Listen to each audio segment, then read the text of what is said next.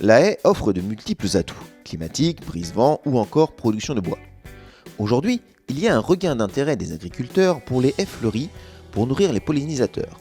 La ressource mellifère est elle aussi un enjeu majeur pour les apiculteurs.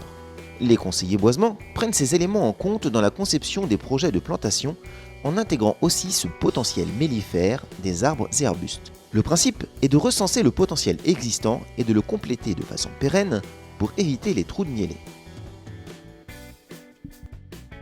Je suis arrivé sur le secteur parce qu'il y a des productions de porc plutôt assez importantes et le lisier de porc en fait sert au colza qui fleurit sur les premiers jours d'avril, qui va fleurir pendant 15 jours, 3 semaines, qui est riche en pollen et riche en nectar.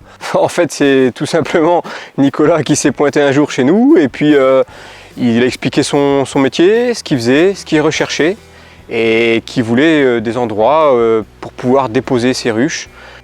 En fait, nous, apiculteurs, ce qui se passe, c'est qu'on est plutôt en recherche et en demande face aux agriculteurs d'accueillir nos colonies. Donc déjà, le but premier, c'est que nos ruches ne dérangent pas les agris, ne dérangent pas le voisinage.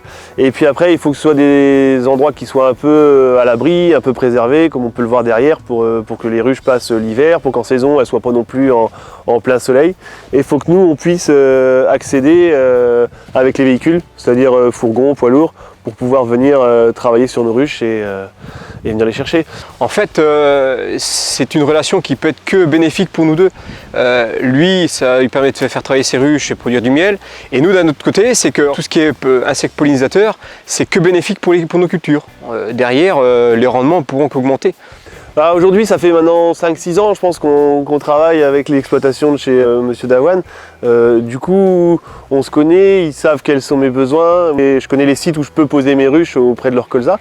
Donc oui, je suis pleinement satisfait. Moi, je sens un bon accueil de mes colonies. Et puis par l'échange, on a réussi à mettre des choses en place par rapport essentiellement au traitement, en fait. Avant, on faisait pas trop attention, et aujourd'hui, avec les conseils de Nicolas, c'est vrai qu'il nous disait bien, attendez plutôt en soirée pour passer l'insecticide, quand les abeilles sont plutôt au repos.